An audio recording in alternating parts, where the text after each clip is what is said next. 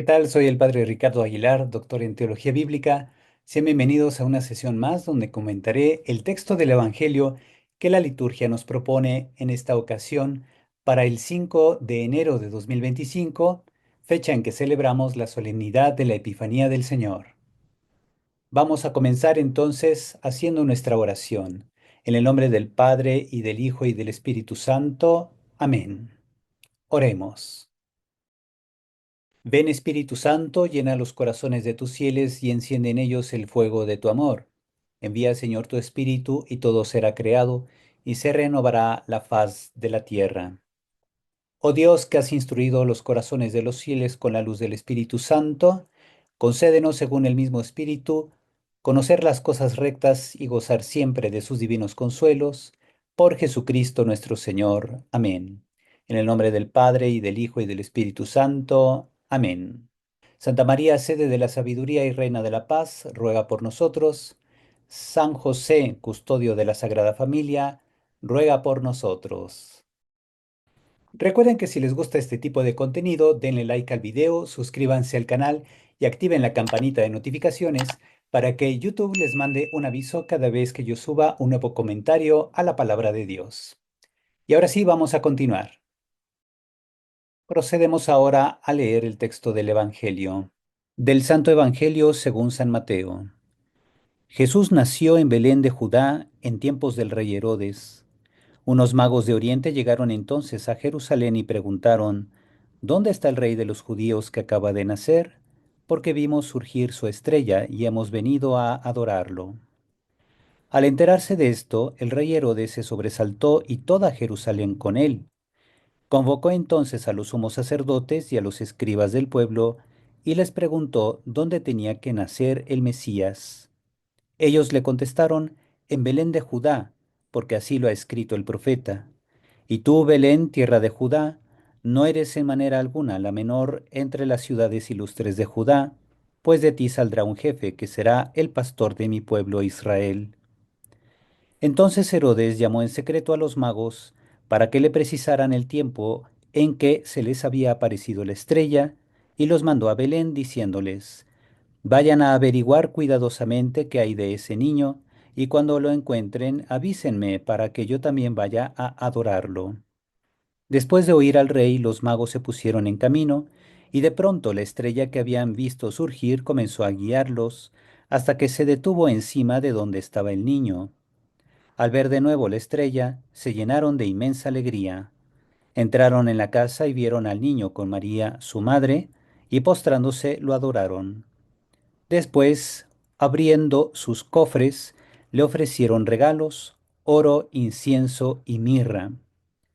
Advertidos durante el sueño de que no volvieran a Herodes, regresaron a su tierra por otro camino. Palabra del Señor. Gloria a ti, Señor Jesús. Procedo ahora a explicar sobre el contexto histórico. Según Josefo, Herodes el Grande murió poco después de un eclipse de luna antes de la Pascua. Esto viene en su obra Antigüedades de los Judíos. Los programas computacionales de astronomía afirman que hubo un eclipse la noche del 12 al 13 de marzo del 4 a.C., un mes antes de la Pascua, que correspondió al 750 de la fundación de Roma. En el 533, el monje Dionisio el Exiguo había calculado el año del nacimiento de Jesús basado no en la fundación de Roma, sino desde el nacimiento del Señor. Dionisio había tomado el año 754 de la fundación de Roma como el año 1 después de Cristo, pero no sabía que Herodes, de hecho, había muerto en el año 750 de la fundación de Roma, por lo que nuestro calendario no es correcto con respecto al nacimiento de Jesús.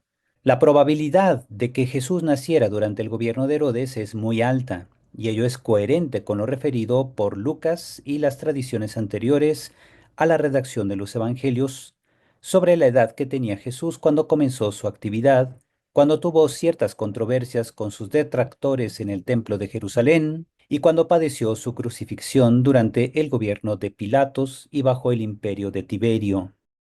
¿Quiénes eran los magos? Quizá eran astrólogos, ya que interpretan el significado de la posición de las estrellas. Mateo los admira a pesar de que eran paganos.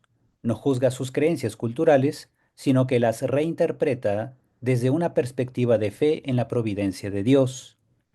Los magos en las culturas de Oriente representaban la cima del saber y de la religiosidad cultural. Sin obstar sus creencias culturales, Mateo nos muestra que ellos buscan al rey de los judíos que creen que acaba de nacer. Luego, son ayudados por los judíos, intérpretes de las Escrituras, quienes les precisan que el Mesías tendría que nacer en Belén, a 8 kilómetros de Jerusalén.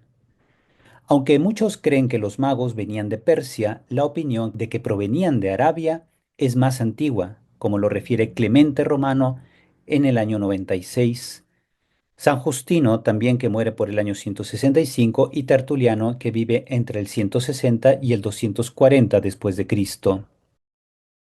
Nos preguntamos, ¿qué decir de la estrella que los magos seguían? Existen algunos referentes literarios previos en ambiente pagano. Virgilio, en la Eneida, en el segundo libro, numeral 694, cuenta que una estrella guió a Eneas al lugar donde debía fundarse Roma. Cicerón decía que había leyendas sobre los nacimientos y muertes de hombres grandes que supuestamente estaban marcados por signos celestiales. Suetonio reporta en su obra Augustus, numeral 94, que una tradición de Julio Marato afirmaba que un portento público alertó a los romanos unos meses antes del nacimiento de Augusto y que indicaba que la naturaleza había preparado un rey para el pueblo. Dada la influencia literaria de la época, no extraña que Mateo refiera a una estrella que se posara sobre el lugar donde nació Jesús.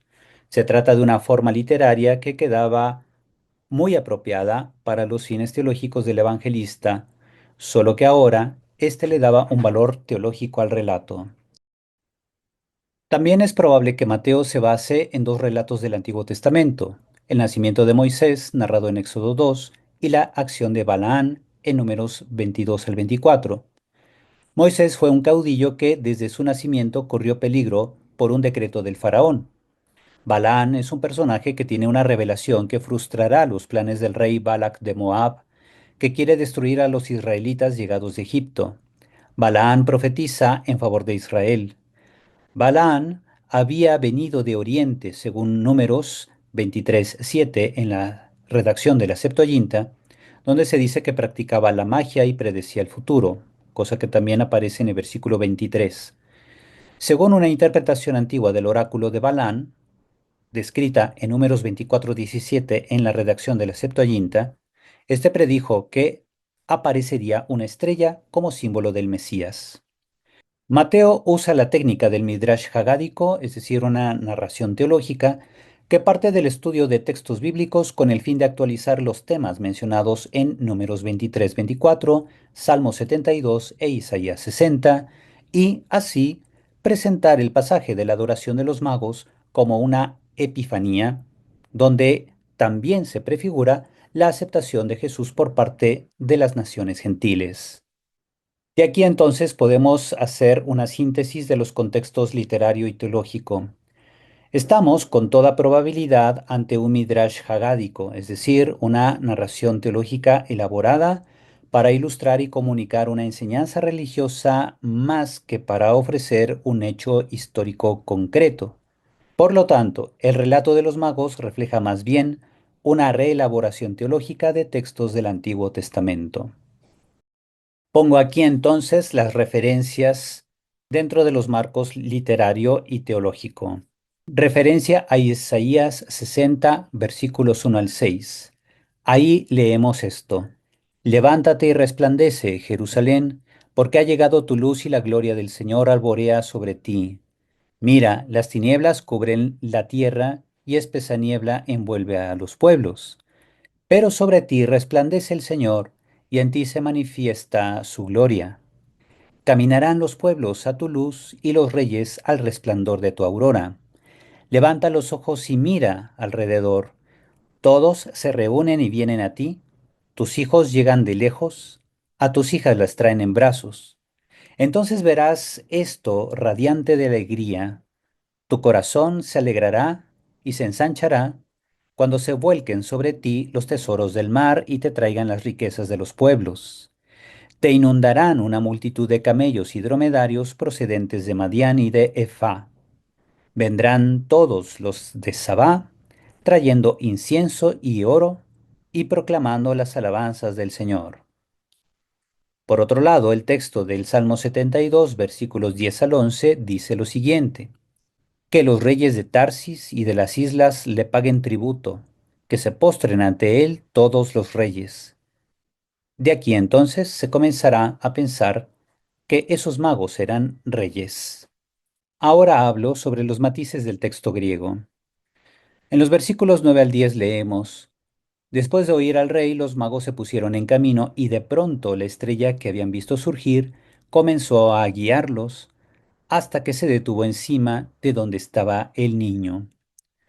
Por tanto, aparecen aquí unas expresiones. En rojo están los verbos relativos a los magos. ¿Qué hicieron ellos?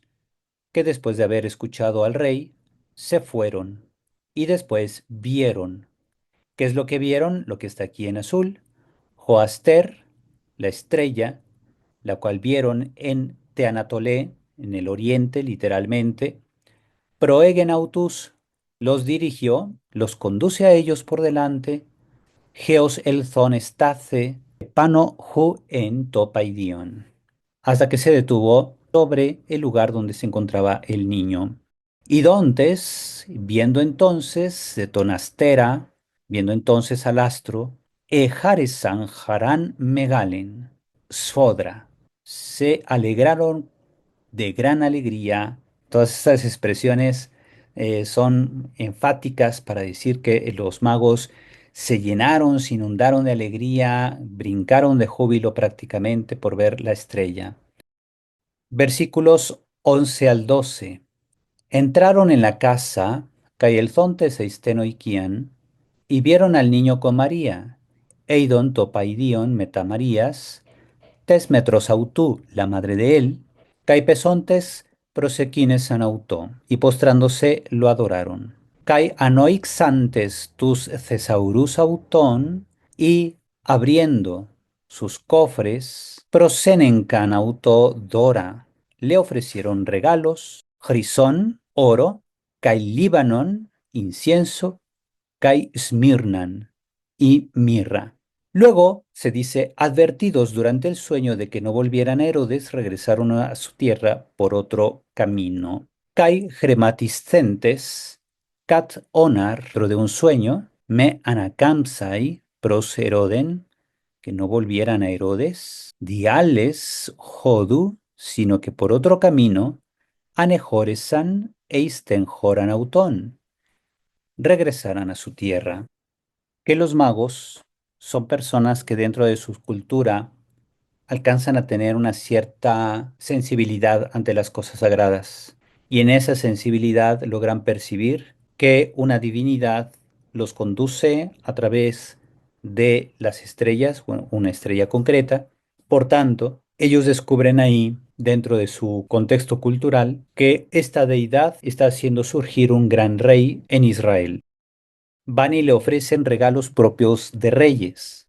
Los magos ofrecen oro, solamente entre reyes se podía regalar piezas grandes de oro, aunque no se dice aquí cómo era el oro que presentaron al niño Jesús y a María.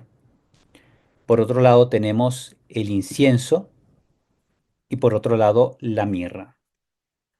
El incienso alude claramente a la condición divina del niño. La mirra se utilizaba para hacer ungüentos para embalsamar cadáveres, lo que podría dar a entender, según el Evangelio de Mateo, que la mirra que regalan al niño puede preanunciar la futura muerte del niño, que será significativa para todos los pueblos que los magos representan, es decir, todos los pueblos paganos. Orientaciones para la vida interior y pastoral. En el niño Dios, el Señor se nos muestra encarnado, cercano e inofensivo. Se pone en nuestras manos confiadamente, despertando en nosotros una confiada respuesta también. Que nuestra formación nos ayude a reconocer la primacía de la revelación y que ésta perfeccione nuestra visión del mundo y de la vida. Dejémonos reeducar por Dios para superar las limitaciones con las que quizá hemos venido interpretando la realidad y el sentido de la vida. Aceptemos a Dios que viene a nosotros por medio del niño Jesús. Entreguemos nuestra vida al niño Dios como correspondencia al amor misericordioso que Él nos tiene. Así seremos un regalo de Dios para el mundo. Y ahora con esto procedemos a nuestra oración final. Señor Dios, que en este día manifestaste a tu unigénito a las naciones, guiándolas por la estrella, concede a los que ya te conocemos por la fe, que lleguemos a contemplar la hermosura de tu excelsa gloria. Por nuestro Señor Jesucristo, tu Hijo, que vive y reina contigo en la unidad del Espíritu Santo y es Dios por los siglos de los siglos. Amén. Y así hemos terminado con este comentario al texto del Evangelio que la liturgia nos propone para esta ocasión, solemnidad de la Epifanía del Señor. Recuerden que si les gusta este tipo de contenido, denle like al video, suscríbanse al canal y activen la campanita de notificaciones para que YouTube les mande un aviso cada vez que yo suba un nuevo comentario a la palabra de Dios. Me despido dándoles la bendición. El Señor esté con ustedes y la bendición de Dios Todopoderoso, Padre, Hijo y Espíritu Santo, descienda sobre ustedes y permanezca para siempre. Amén. Cuídense mucho y hasta pronto.